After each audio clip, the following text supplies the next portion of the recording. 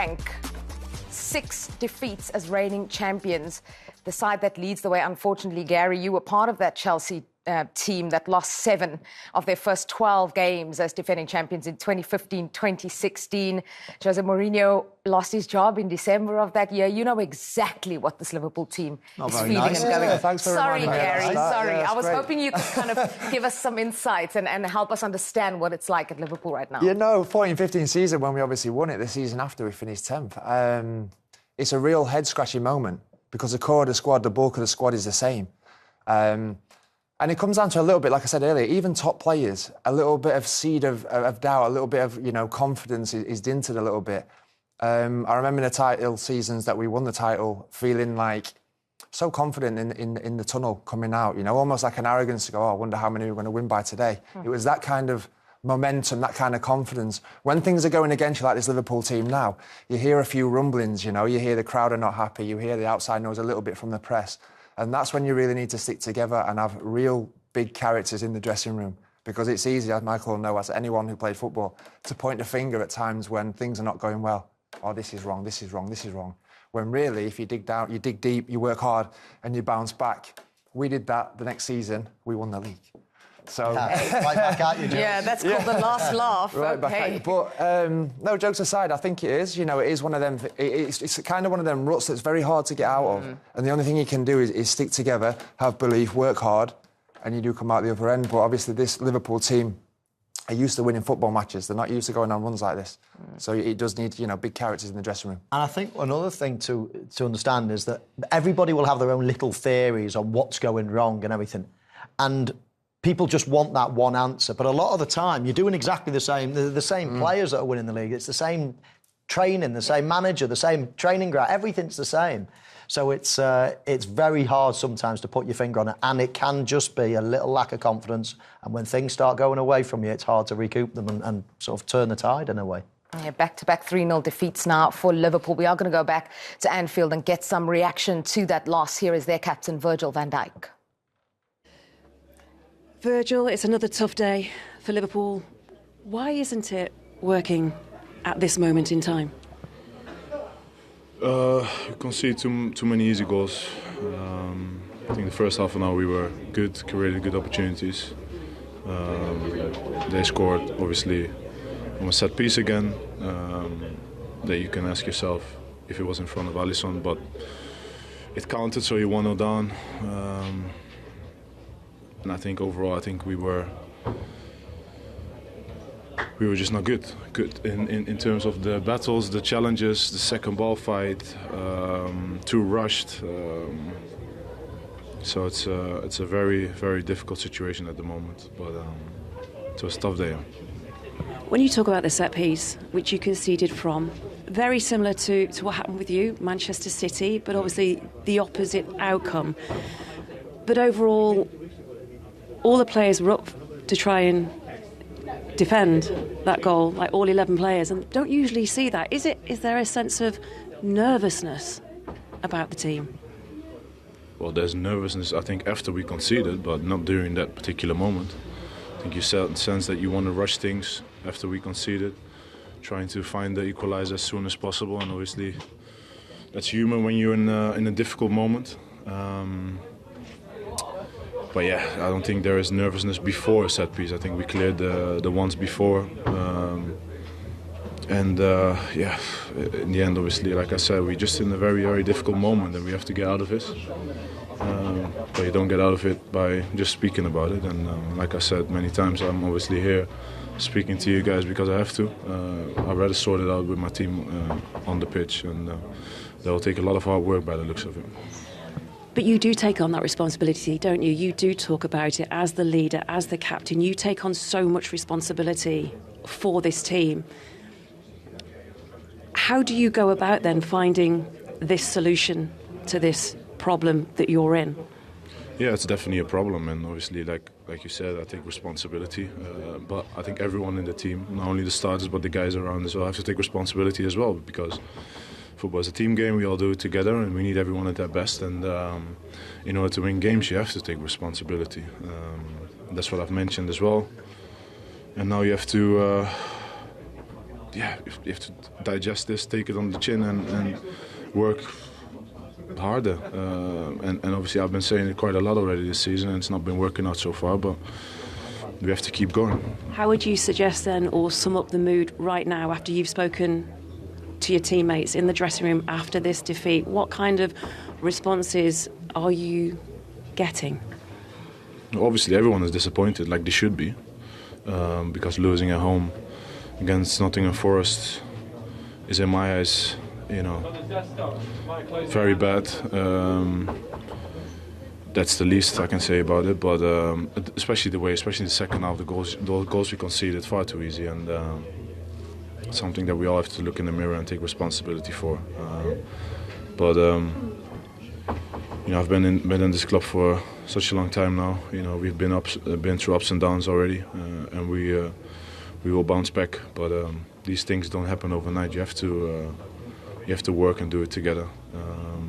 It's not a one-man show. It's all together, and keep going. But the reality is that we are in a very difficult moment, and we all want to get out of there. I'm not a quitter. No one should be. So I will keep going until the end. And you can tell that it's hurting you just talking to us right now. The supporters leaving early as well. It's been so long since that happened, and you notice that too, don't you? Of course. But I can't decide obviously what the supporters are doing if they leave early. Obviously, I can understand the frustration fully. But I know obviously the fans have been through thick and thin with us over all those years, and that's how Liverpool is, and I'm pretty sure that they will always stick with us regardless. And when we come out of this, because we will come out of this, they will be there with us as well. Thank you, Virgil, for your time. Thank you very much. A very despondent Virgil van Dijk answering some very important questions. And I think there are a few things to pick up after that. Gary, you were going to talk about momentum. And he said after we conceded, he admitted there was a nervousness there. We talk about momentum when you're winning, but it goes the other way too, doesn't it? Yeah, he looked down, confused there, didn't he, slightly? And I think momentum does go both ways. It's the best feeling in the world when you're winning week in, week out, going off the back into another game, off the back of wins. It's very easy to play in them situations. The momentum can also go the other way, where you feel fragile. Even down to going into the training ground. Everyone's got a spring in a step after the back of a win going into the training ground. The mood is low, and it's about big characters like himself to pick the mood up, to pick the dressing room up, and to keep working and come out the other end, like I said earlier. Yeah, very difficult as well, talking about leadership and the role that he has to play to somehow pick this team up. Well, it is. I mean, there's obviously leaders in that group, and this has been a successful group over a long period of time, so I don't think there's any doubts. And if anybody out there has got doubts as to whether Liverpool will bounce back in the future, then, I would suggest they're very wrong.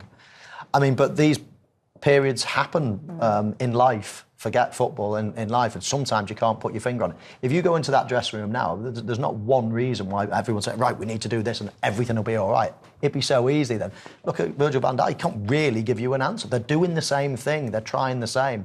It's not like all of a sudden we're doing something that's alien to them. So it's just not going. But what does happen is when you start losing that confidence, something that knocks you in a game, as I say, they play brilliant for 30 minutes. They don't score, and then all of a sudden they concede one, and that's it. It's like everyone falls to pieces.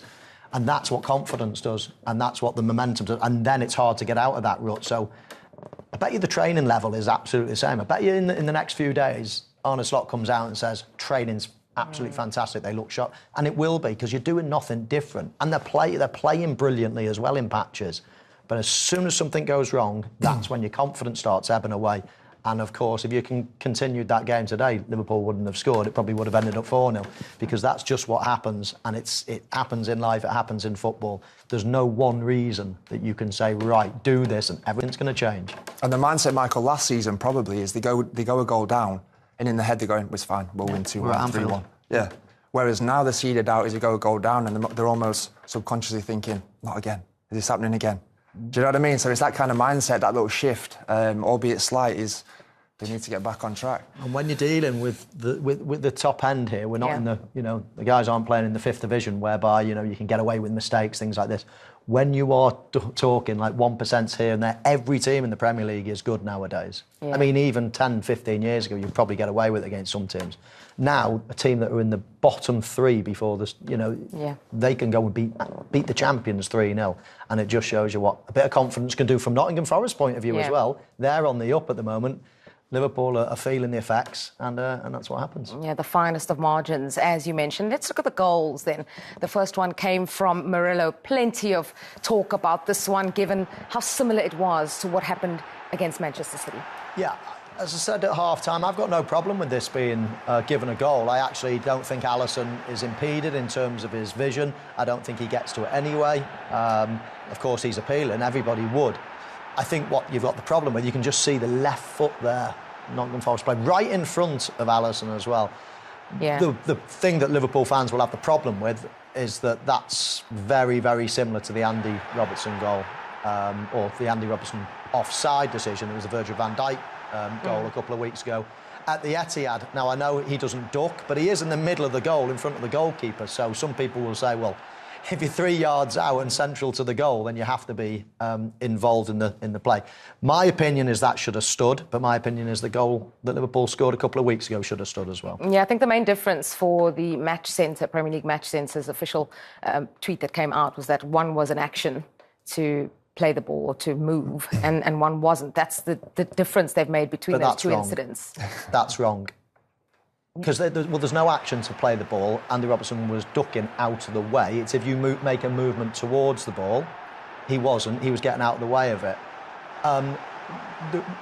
Donnarumma in the Manchester City goal, and I'm sure we will see it, we saw it at half-time, that he had a perfect view, and even though he dived, he was never getting close to it anyway. It's very similar. I mean, this is one angle that you can show. The better angle is behind from Virgil van Dijk's perspective. You can see Andy Robertson there diving, but there, total clear view. He's getting nowhere near it as Donnarumma. I mean, it's very similar in so many ways. Gary, how did you see it?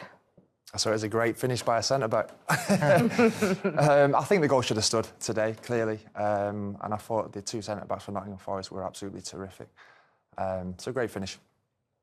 OK, we are going to get more reaction from Anfield when we come back, because we will hear. Another big disappointment. Started off quite well the first half hour. Got our chances. But I think throughout the whole game, they threw themselves in front of every ball, every shot we had. That's also what they did in the first half hour. And then we conceded the 1-0, and afterwards we weren't able to play the way we did in the first half hour. I must ask you about 1-0, 13 days on from the Etihad. Did you have a thought that it might have been similar to Andy Robertson? I don't know. The thing I heard was that it wasn't offside. So, if it's not offside, then there's nothing to debate. So,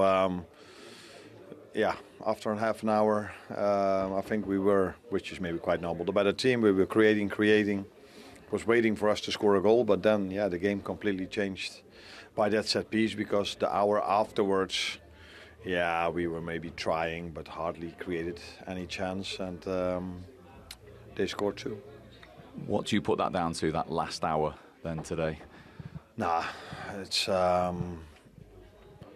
if things go well, if things go bad, it's always my responsibility, and we weren't able to create enough, or maybe to say anything in the second part. I tried to adjust a few things that didn't really work out. So players tried, kept on trying, but unfortunately we weren't able to score a goal, because you never know in the stadium, if you score a goal, then something can happen. Maybe you can turn the game around, but I tried a few things that didn't work out, and that's why I say it's in the end, if things go well or don't go well, it's my responsibility. How damaging was the start of the second half? 39 seconds in to lose that goal. Yeah, of course, damaging, because it was already hard to be 1-0 down against a team that's throwing themselves in front of every ball, blocking every shot. So it wasn't that easy to create chances, especially after the 1-0. So then to go 2-0 down, another knock for us, another boost in confidence for them. That's, of course, far from helpful for us. What about the bigger picture? 6 league defeats in 7. Where are you at moving forward now? Now we're in a very bad spell. That's simple, and we also know that in a few days we have to play for the Champions League again, and not many days later, I think in 7 or 8 days, play 3 Premier League games. So yeah, it's nice if you work somewhere and things go really well, then it's nice to be part of it. Now it's a bit more difficult, but yeah, keep our head up, work incredibly hard, and try to turn things around. And that has been very difficult till now, but that's what we are trying every single day here at Liverpool. And given the experience and characters you've got in that dressing room, that's important in a period like this?